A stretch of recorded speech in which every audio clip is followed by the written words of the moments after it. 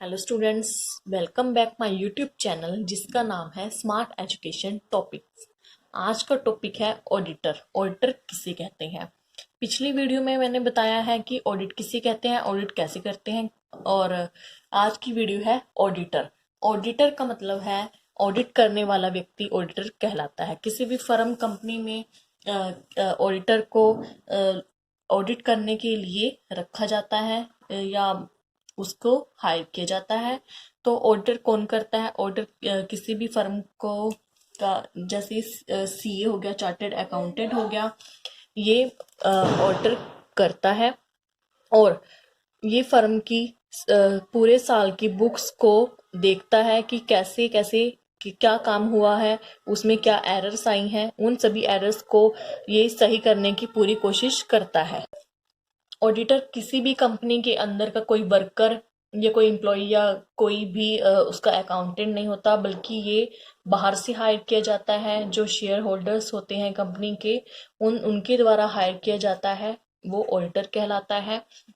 आज हम करेंगे कि एक ऑडिटर के अंदर होने वाली कौन कौन सी क्वालिटीज होनी चाहिए जिससे वो अपनी फर्म का सही तरह से ऑडिट कर सकता है। तो आइए हम करते हैं इनकी क्वालिटीज की तरफ। Qualities of an auditors. तो सबसे पहले ऑडिटर के अंदर टू टाइप्स की क्वालिटीज होनी चाहिए। नंबर फर्स्ट है एक्वायर्ड नॉलेज। एक्वायर्ड नॉलेज होनी चाहिए जिसको हम सिंपल लैंग्वेज में कहेंगे प्रोफेशनल। सिंपल जिसको हम बोलेंगे प्रोफेशनल नॉलेज की। प्रोफेशनल नॉलेज की आगे पॉइंट्स होंगे, वो समझाऊंगी। सब उसके बाद मैं आपको सेकंड इसका नेम बता देती हूँ, उसके हम बाद में डिस्क्राइब करेंगे। Next is born qualities. Second number पे है बोर्न क्वालिटी, और इसको सिंपल लैंग्वेज में क्या बोलेंगे? Personal qualities.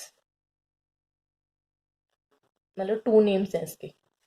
तो सबसे पहले हम आज करेंगे एक्वायर्ड नॉलेज, या जिसको हम बोल सकते हैं प्रोफेशनल नॉलेज। प्रोफेशनल नॉलेज है इसको। नंबर फर्स्ट पे, प्रोफेशनल नॉलेज के अंदर नंबर फर्स्ट पे हम लिखेंगे नॉलेज ऑफ बिजनेस टेक्निक। कि जिसको ऑडिटर के अंदर कौन सी क्वालिटी होनी चाहिए? उन्होंने बोला है कि नॉलेज ऑफ बिजनेस टेक्निक।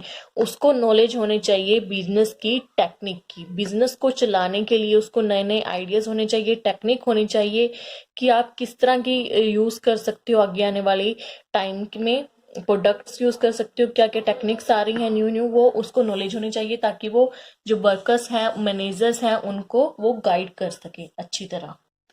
एक तो ये क्वालिटी होगी। Next second is knowledge of business organisation.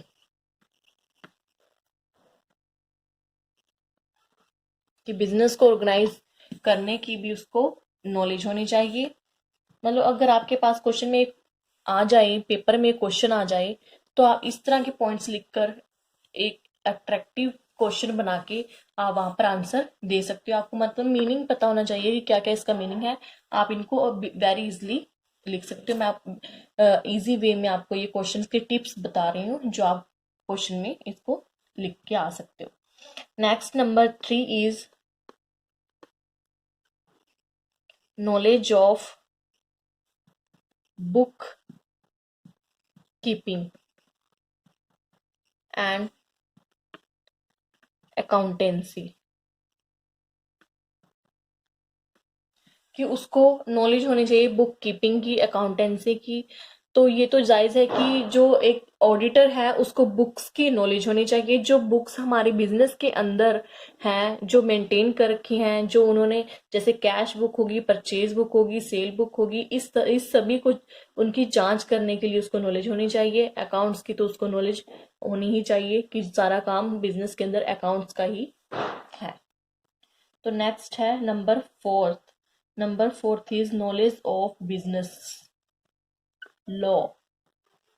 Number fourth पे है नॉलेज ऑफ बिजनेस लॉ। तो मेन पॉइंट है ये कि उसको नॉलेज होनी चाहिए सभी तरह के लॉज की।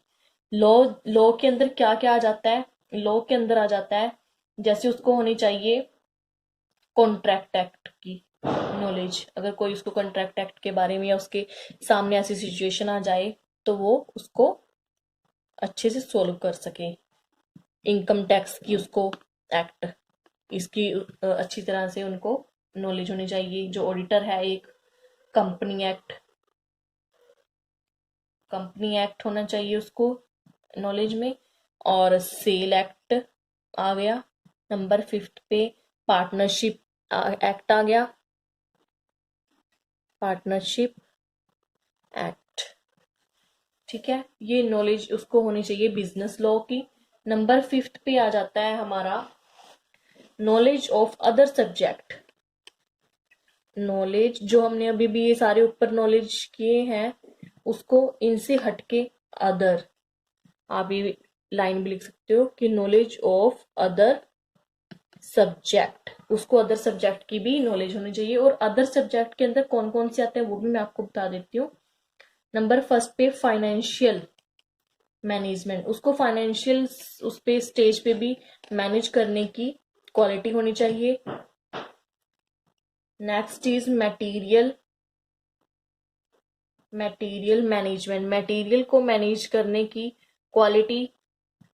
Number third is production management, company management, company को मैनेज करने की नॉलेज होनी चाहिए, तभी एक ऑडिटर सही मायने में ऑडिटर कहलाता है। तो ये है हमारे एक्वायर्ड नॉलेज जो प्रोफेशनल नॉलेज के अंदर आते हैं। आप इनको अपनी कॉपी में भी नोट कर सकते हो ताकि आप क्वेश्चन में पेपर में इस तरह का क्वेश्चन आए तो आप उसको राइट अच्छे से कर सकते हो। तो हम जाते हैं सेकंड नंबर पे, जो मैंने भी बताया आपको कि पर्सनल क्वालिटी के अंदर। मैं इसको इस साइड से रब कर देती हूँ, मेरे पास थोड़ा स्पेस की कमी है। तो अब आते हैं हम नेक्स्ट स्टेप है हमारा बोन क्वालिटी, जिसको हम पर्सनल क्वालिटी भी कह सकते हैं। तो सबसे पहले बोन क्वालिटी के अंदर क्या क्या आएगा? तो सबसे पहले आएगा होनेस्टी। होनेस्टी, एक ऑडिटर के अंदर होनेस्ट होना, ऑडिटर का होनेस्ट होना बहुत ज्यादा जरूरी है। अगर वो जो उसकी खुद की गलतियां हैं अगर वो उनको छुपाएगा और जो बुक कीपिंग है उनको गलत करके उनको हम हमारे सामने मतलब दिखा देगा तो ये उस गलत कहलाएगा, जिससे बिजनेस के ऊपर भी इफेक्ट पड़ सकता है। तो एक ऑडिटर का होनेस्ट होना, उसको अपने काम के प्रति होनेस्ट होना, ईमानदार होना बहुत ज्यादा जरूरी है। Next second is independent.